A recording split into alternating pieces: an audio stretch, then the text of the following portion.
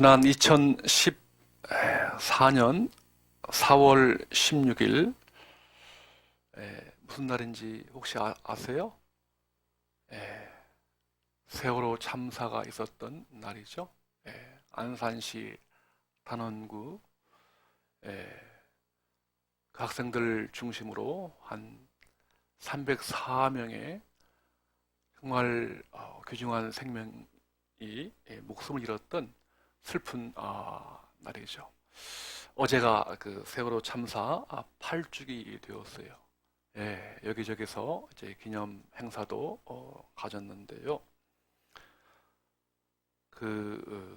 안산시 단원구에 있는 4.16 민주시민교육원에 가보면 거기에 이제 큰 글씨가 씌어 있는 것을 보게 됩니다.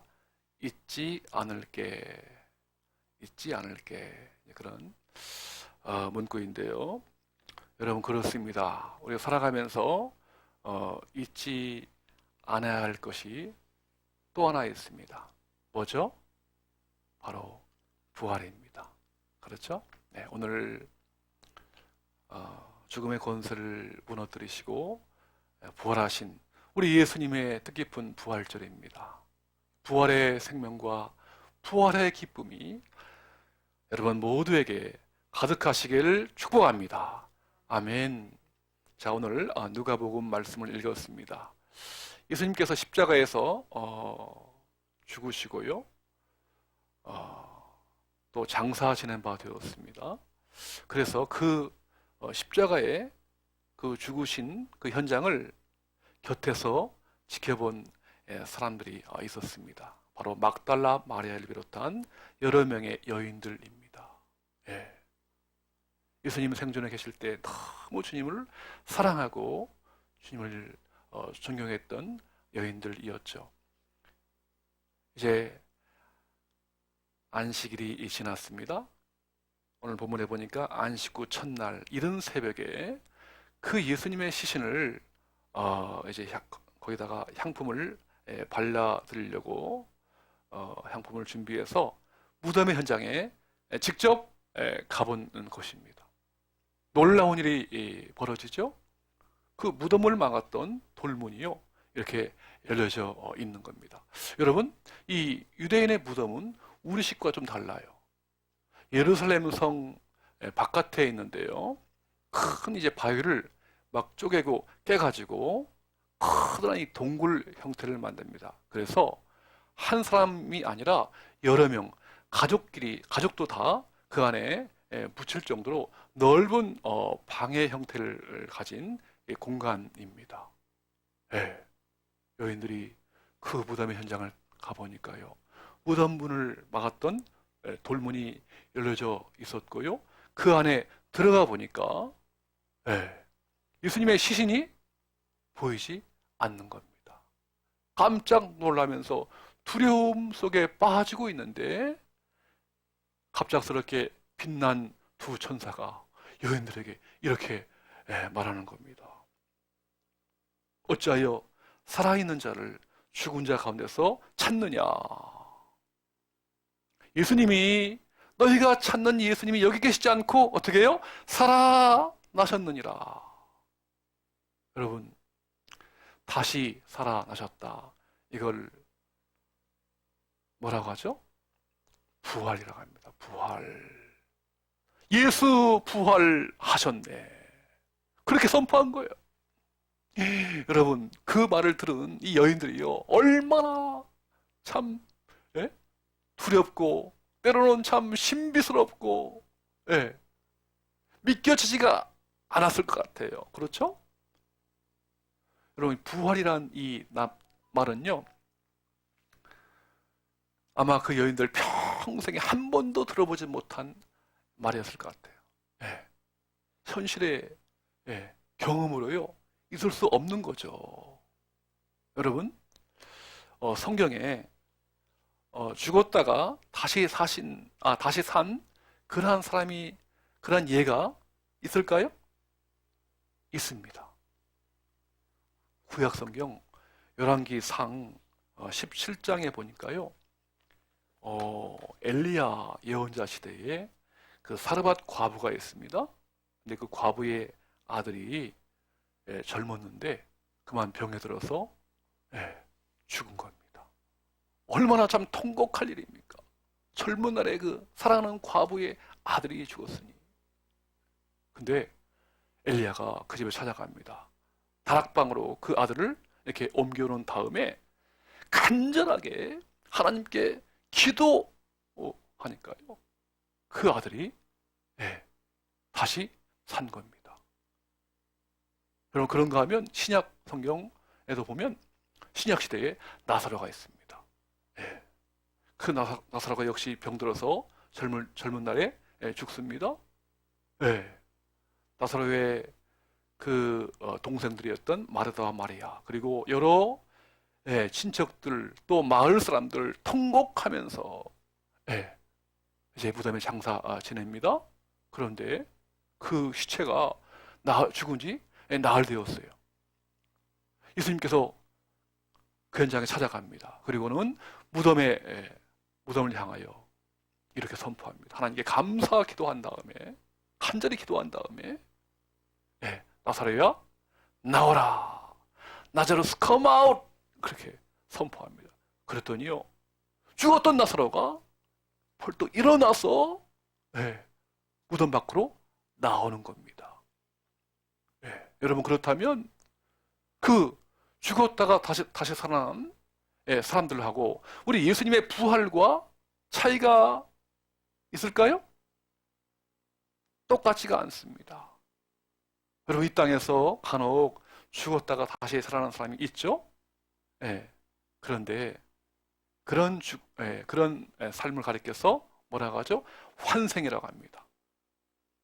근데 죽었다가 다시 살아났어도 한 10년, 그로부터 한 20년, 30년, 몇십 년 세월이 흐르면 다시 어떻게 해요? 죽습니다. 근데 예수님은, 부활하신 예수님은, 죽었다가 다시 사신 그 예수님은 다시 죽는 것이 아니라 지금도 앞으로도 영원토록 살아계신 부활체인 줄로 믿습니다. 차이가 있죠. 제가 오래전에 저 아프리카 이집트 성지순례 갔어요. 이스라엘과 이집트 성지순례 갔는데 이집트 가보니까요 카이로에 그 박물관이 있는데 막 엄청난 그 보물 덩어리가요 막 그 박물관 전체를 다 장식했더라. 그리고는 그 카이로 저 인근에 바깥으로 나가봤더니만 어마어마한 그 스핑크스, 그 다음에 뭐죠? 피라미드. 여러분 피라미드를 보니까요 진짜 막 혀를 내두를 정도로 어마어마하게 막 큽니다. 그 당시 고대 당시에 그 지을 때요 돌 하나 무게가 최소한 2톤이에요. 2톤. 무려 230만 개가 동원됐어요. 10만 명의 사람들이 20년 동안 그 피라미드를 만들었어요. 지금도 이 피라미드는요 세계 불가사의입니다. 어떻게 그렇게 어마어마한 그 피라미드를 만들었는가? 왜요? 그건 무덤입니다. 왕의 무덤이에요. 왕이 죽으면 언젠가 사후에 다시 살아난다. 그렇게 믿었기 때문에 거대한 무덤, 피라미드를 만들고 그 안에 왕을 미라를 만들어가지고 보존한 거예요. 근데요, 가보니까 아무것도 없더라고요. 그 내부에 깊이 들어가 보니까 아무것도 없어요. 다 그냥, 흙으로 돌아갔죠? 평양에 가면, 뭐 가보지는 않았습니다만, 거기 금수산 태양궁전이 있습니다. 그 안에 누가 있죠? 1994년도에 죽은 누구? 김일성. 또 그의 아들 김정일. 그 시신이 미라로 잘 보존되어 있어요. 왜? 김일성은 죽어도 죽지 않고 다시 살아난다. 영원히 죽지 않는다. 그렇게 이제 믿기 때문에 그걸 잘 미라 만들어가지고 지금도 보존하고 있어요. 여러분 그런데 다시 살아났습니까? 김일성, 김정일 시체 그대로입니다. 예. 오늘 여러분 이처럼 오늘 성경의 그 시대와 오늘 인류 역사 가운데 부활, 죽었다가 다시 사신, 그리고 영원히 살아있는 부활의 생명, 부활의 그분은 이 땅에 아무도 없습니다. 오직 예수 그리스도, 그분 한 분만이 부활하셔서 지금도 우리와 함께 하시는 줄로 믿습니다. 오늘 하나님께서는 부활의 그 주님을 믿는 모든 사람들마다 죽어서 다시 부활할 것이고, 아니 살아서 주님을 믿는 사람들은 믿는 그 순간부터 부활의 그 생명이, 부활의 그 기쁨을 누릴 수 있다고 말씀하십니다. 그래서 이 땅에 있는 여러 가지 많은 절망의 소식들, 어둠의 장막들을 그 부활의 예수님을 믿음으로 말미암아 그 절망을 희망으로, 또한 죽음을 생명의 삶으로 바꾸는 그러한 삶을 살아가기를 주님은 간절히 원하십니다. 오늘 이것이 저와 여러분을 향하신 아버지의 마음이십니다. 여러분, 그렇다면 오늘 우리가 어떻게 그 부활의 생명을 누릴 수가 있을까요? 그 비결이 어디에 있을까요? 정말 어둡고 슬픈 이러한 이 시대 속에서 어떻게 하면 우리가 감사와 기쁨과 생명을 누리면서 살아갈 수 있는 그 비결이 어디에 있을까요? 오늘 하나님 말씀에 잘 기록되어 있습니다. 다 같이 한번 누가복음 24장 6절부터 8절까지 우리 한번 한 음성으로 읽기를 원합니다. 좀 길지만 화면에 나와 있죠? 또 성경에 나와 있고요. 다 같이 부활의 삶을 살아가는 결정적인 비결, 24장 누가복음 6절부터 8절까지 시작. 여기 계시지 않고 살아나셨느니라. 갈릴리에 계실 때에 너희에게 어떻게 말씀하셨는지를 기억하라. 이르시기를 인자가 죄인의 손에 넘겨져 십자가에 못 박히고 제3일에 다시 살아나야 하리라 하셨느니라 한데, 그들이 예수의 말씀을 기억하고 아멘. 뭐죠? 예.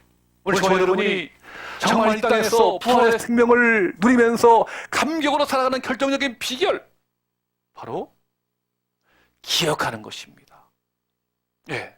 오늘 같이 읽은 본 말씀 2번이나 반복되어 있어요. 기억하라, 기억하라.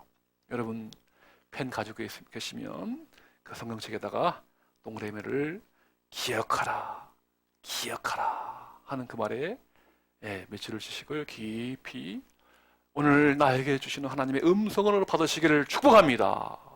기억하라, 잊지 않겠습니다. 부활 기억하겠습니다. 예수 그리스도의 부활.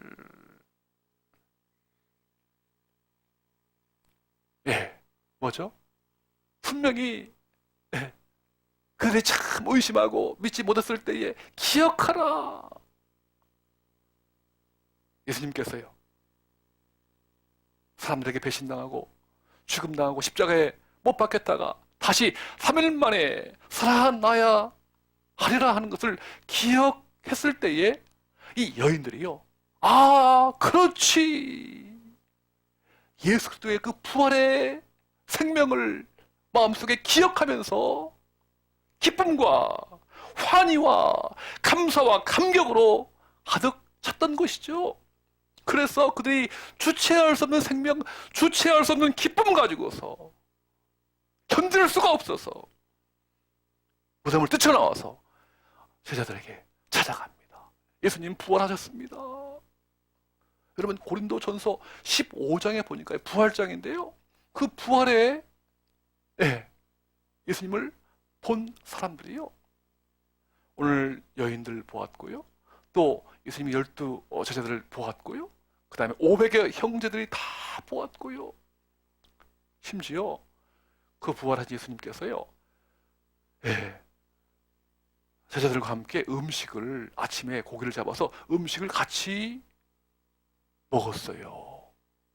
이 땅에 부활체의 그 생명 가지고서 40일 동안 같이 계시다가 하늘로 승천하신 것입니다. 네. 여러분, 오늘 우리가 이 부활의 기쁨, 부활의 생명을 누리는 결정적인 비결은 바로 예수님의 말씀을, 부활하신다고 하는 예수님 말씀을 믿을 때에, 그걸 기억할 때에 시작이 됩니다. 사랑하는 여러분, 오늘 우리가 살아가면서요, 잊어야 할 것과 잊지 말아야 할 것이 있습니다. 자, 우리 집사님, 살아가면서 잊어버려야 될 것, 네? 기억하지 말아야 될 것, 뭐가 있을까요? 예. 살아가면서요, 우리가 받았던 상처, 그죠? 예, 이 트라우마라고 하죠? 예, 예. 이건요, 우리가 말씀 안에서, 주님 안에서 이걸 깨끗하게 잊어버려야 돼요. 여러분, 상처를, 예? 받은 상처를 자꾸 기억하고요, 예? 그걸 간직하게 되면 괴로워요. 자꾸 어떤 앞으로 나가는데, 신앙생활, 또 인생 살아가는데 방해가 돼요. 예. 그렇죠?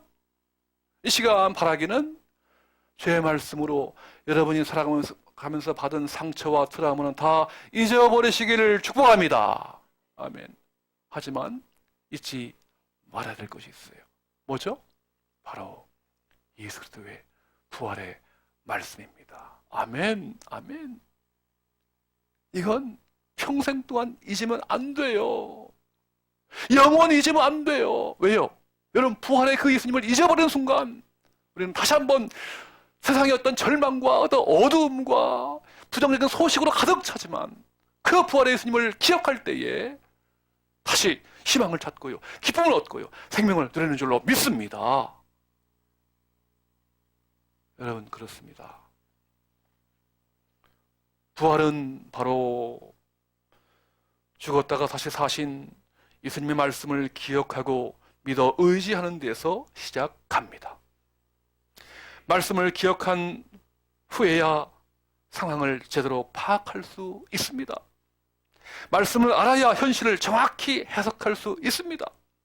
그래서 날마다 말씀을 묵상하는 것이 중요하고 말씀을 기억하는 것이 소중합니다. 예수님의 부활은 성경에 기록된 여러 사건 중 하나가 아니라 성경의 모든 말씀을 믿게 하는 근원이며 기독교의 심장이며 믿음의 절정입니다. 부활은 이 세상을 향한 하나님의 승부수이며 이 세상에서 일어난 그 어떤 사건과 비교할 수 없는 가장 큰 사건입니다. 지금 그 주님이 내 안에 계신다는 사실을 잊지 않는 것입니다. 사랑하는 여러분, 요즘에요, 그냥 물론 과거에도 그렇습니다만 최근에요, 참 우리를 가슴 아프게 하는 슬픈 소식들이요, 제가 보니까 최소한 10가지 이상 되더라고요. 쉽게 그냥 헤아려 보니까 절망적인 소식들, 슬픔의 소식들이요, 뭐 어떤 개인 간에 혹은 어떤 나라 안팎에서 많이 있는 것을 보게 돼요. 경북 울진과 강원 삼척 비롯해서 산불이 나가지고 지금도 집을 잃고 고통 가운데 있는 이재민들이 있어요. 러시아의 푸틴 대통령이 말도 안 되는 그런 어떤 생각 가지고서 우크라이나를 침공해가지고 수많은 사람들이, 천하보다 소중한 생명들이 목숨을 잃었고요, 지금 수백만의 난민들이 지금 갈 데를 찾지 못하고 고통을 받고 있어요. 저는 2019년 12월이죠. 그때부터 코로나가 터져가지고 2020년, 2021년, 2022년 한 2, 3년 동안 일상의 행복을 다 잃어버렸어요. 경제적으로, 정신적으로, 얼마나 또 육체적으로요, 얼마나 고통을 받고 있습니까? 교회도 마찬가지죠. 여러분, 교회 특징이 뭡니까? 교회는 같이 모여서요, 예배하고 같이 식사하고 교제하고, 예? 물론 나가면 또 전도하고요. 이게 교회 특징인데, 이 코로나 인해서 모이지를 못하니까, 예? 큰 교회, 작은 교회 다 마찬가지로요. 어떤 교회들은요, 그냥 이렇게 문을 닫아버렸어요. 네, 그런 주변에 교회들이 있어요.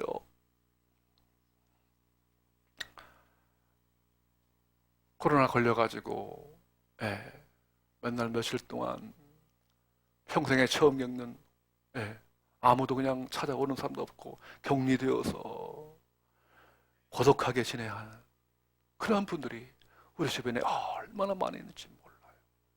여러분, 이러한 크고 작은 또 개인과 사회와 나라 안팎의 여러 가지 부정적이고 절망적인 소식들이 많이 있는데요. 여러분, 이런 어떤 그 소식들을 단방에 해결할 수 있는, 돌파할 수 있는 결정적인 비결이 무엇입니까? 바로 잊지 않겠습니다. 예수 그리스도의 부활을 가슴속에 잊지 않고 새기면 모든 부정과 어두운 소식들을 단방에 해결하고 극복하고 또한 이겨내는 줄로 믿으시길 주의 이름으로 축원합니다. 아멘. 여러분, 천정은 자매님이 계십니다. 혹시 들어봤어요? 천정은 자매님. 이분이요, 아주 치열하게 열심히 살았어요.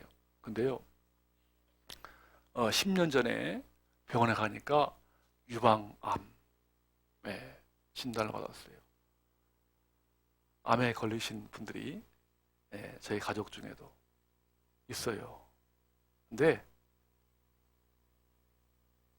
이 천정은 자매님이 유방암 1기가 아니라 2기가 아니라 3기도 아니고 몇 기? 4기. 4기 판정을 받습니다. 여러분, 암 4기면 뭐죠? 앞으로 살 날이 얼마 안 남았다, 그런 뜻이죠. 사형 선고를 받은 겁니다. 그렇죠?